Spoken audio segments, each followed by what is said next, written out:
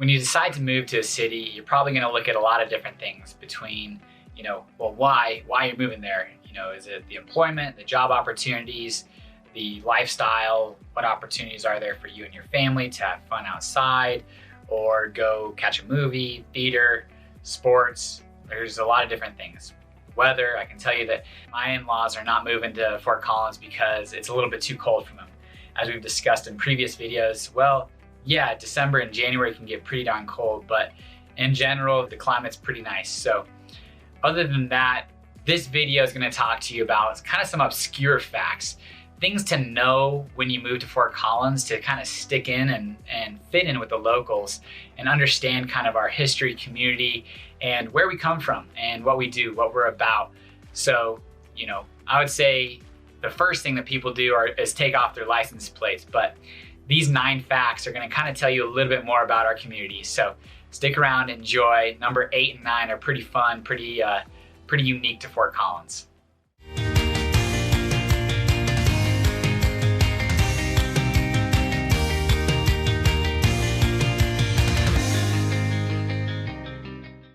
What's up, everybody? This is Patrick Soukup with Soukup Real Estate Services in Fort Collins, Colorado. And if you're new to the channel, what we discuss here is everything from living in Fort Collins to working, eating, sleeping, and playing. So by the end of this video, please consider subscribing to the page. Also, if you like it, give it a big thumbs up and leave a comment. And as much as I like working on these YouTube videos, we enjoy more working with buyers, sellers, and investors here in Northern Colorado on all their real estate needs. So give me a text, give me a call, or email. All the information is down below. But without any further delay, let's jump into the 9 facts, the 9 kind of obscure facts of Fort Collins, Colorado. Enjoy. Alrighty, fact number 1. Fort Collins encompasses about 58 square miles. We're an hour north of Denver and an hour south of Cheyenne, Wyoming. We basically border I-25, which is the kind of artery that's going to get you to Cheyenne or Denver, and then go up to the foothills. Bordering us to the north is Wellington, Colorado, and to the south is Loveland, Colorado.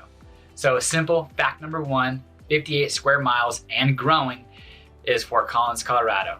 Fact number 2, as simple as this is, we're an arid climate, but our record high temperature is 103 degrees and our record low temperature is -41. So we're definitely not going to get to that Scottsdale, Tucson, Arizona type temperatures, but we are going to hit some of those lower negatives. On my wedding day, when I got remarried to my wife, that's a story for another time, in 2017, January 6th, it got down to -17.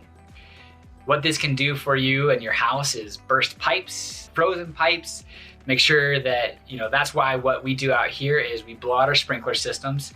We usually do that in October, and that clears the lines. But when it really does drop below that 10-degree point, what we like to see is leaving the temperature or the thermostats on at least 60, possibly opening up those cabinets, allowing the airflow into those plumbing areas that don't necessarily get that airflow, that heat that's circulating.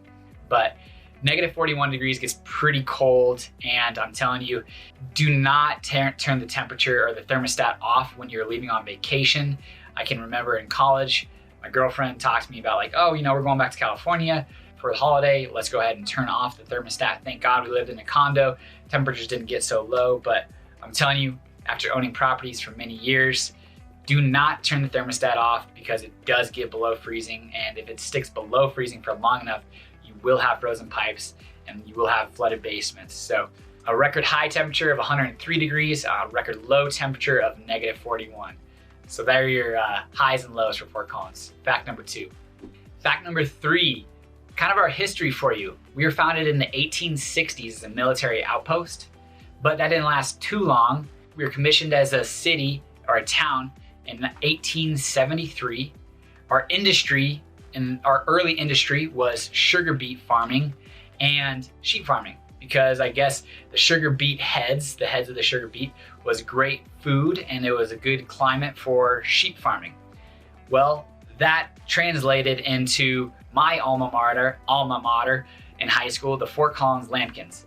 Now I'm telling you, it is probably one of the wimpiest. Actually, I remember joking, we had seen it on a late night show The #2 wimpiest high school nickname in the country was the Fort Collins Lambkins. So that comes from our history. But as we discussed in previous videos, our employment base has almost little to zero agricultural and farming now. So that was an early kind of start for us, but then industry, commercial moved its way here in Fort Collins, and now we have definitely we're a university-based town, which also was started in the early or late 1800s, as well as some tech manufacturing and some startup tech companies that are on their way up. So #3 is our history of sheep farming and sugar beet farming. That's where we get our history after we were settled as a military outpost in the late 1860s. Alrighty, fact #4, our trolley, which came to us in 1907 and operated until 1951. But today, you could take it along mountain between Howes and City Park on a half-hour ride. Weekends and summer days, I think it's May through September. It's about a 3-mile round trip, takes about a half hour. It's pretty cool. It's the Bernie Car 21, and it still operates today. It's not necessarily for any use besides taking out your family and enjoying a ride. So fact #4, we have trolleys that operated here in 1907 and 1951, but we still got one operating today. Alrighty, fact #5 is some well-known brands here in Fort Collins. New Belgium and Odell's. We've talked about it before, but some pretty cool microbreweries that make home here in Fort Collins. And even though it's not Fort Collins, it's just up the road a little bit to the north, Noosa Yogurt. Noosa Yogurt makes its home here in northern Colorado, really out of Bellevue, but we'll claim fame for it here in Fort Collins because it's close enough. And finally, #3, what protects your phone? Those smartphones. One of the cooler technologies that Fort Collins has that has stuck around here through its start, got its start. Actually, the family is local, born and raised here, or at least the kids were born and raised here. I went to high school with a couple of them, is OtterBox. OtterBox protects all your technology. And then they're also kind of exploring some other avenues for products, and exciting things are happening. So New Belgium, Odell's, Noosa, and OtterBox are some pretty well-known brand names that make their home here in Fort Collins, Colorado. #6, fact #6. What are all those sheep farmers and sugar beet farmers doing when they get done with work? Well, they're probably going to go head over to get a beer at the Town Pump.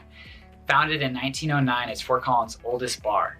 Actually, just as of recently, they were saved with all this COVID stuff that was happening. They raised $75,000, mostly from locals it seems, to keep in business. So it's the oldest bar in Fort Collins, founded in 1909. It's just this little hole in the wall. It's got a small, tiny little patio, but they're known for their atomic cherries and obviously being just a sweet little dive bar here in Fort Collins for many, many years. Hopefully they're gonna be in here many more years. So fact #6, our oldest bar in Fort Collins, the Town Pump, founded in 1909. Probably one of my favorite facts on this list is how famous we are for some of our women. Sure, we've got some famous men, John Ashton from Beverly Hills Cops with Eddie Murphy, and maybe not so famous, but the Balloon Boy in 2009, in October of 2009. But really what we've got going on here is some pretty famous women, from Temple Grandin to Becky Hammond, Pat Stryker, Amy Van Dyken, and obviously my wife. So we've got Temple Grandin, who's an extreme advocate for autism, professor at CSU.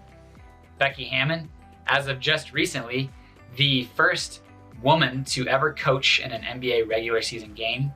Amy Van Dyken, a phenomenal summer Olympic swimmer. And then we've got also Pat Stryker, who is an amazing philanthropist here to Northern Colorado. Her net worth is in the billions. She is our local billionaire.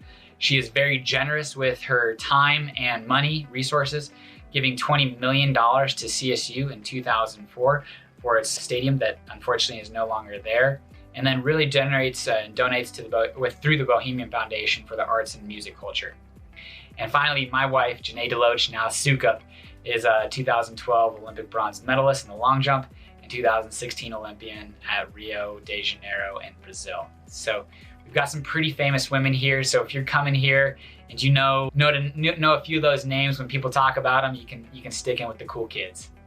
The last two and probably most unique facts about Fort Collins that you might not have read in any book or talked with any neighbor or visitor when you came here. But there are two things that definitely are unique. Fact number 8 is Stout, Colorado. Now, this is not Fort Collins, Colorado, but we had an old stone quarry here where now Horsetooth Reservoir is. And the stone quarry actually provided materials for the Denver Capitol building. But because of the Big Thompson River project and our growing population, the need for water, which is still a very big need today. Talk about the NISP project and other things that are kind of quite contentious, but the Horsetooth Reservoir flooded out Stout, Colorado on purpose, but it is there are still buildings and structures down there that are below water, and it's about a 5-minute drive from Fort Collins. Well, depending on where you're at, about 5 to 10 minute drive to Horsetooth Reservoir. And down below the lake is Stout, Colorado, the old stone quarry. Fact number 8. And finally, the last fact, fact number 9, Old Town underground tunnels.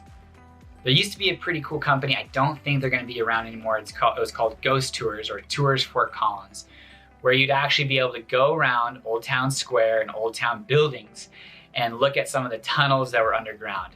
These could range from, underground morgues, jails, or also during the Prohibition, some ways of bringing merchandise and product to and from different locations. It's pretty creepy, pretty eerie. There's been some fires in buildings where you can actually see the rafters, you can see the smoke. Then there's extremely thick walls that you just wouldn't assume is down there that was the jail cells.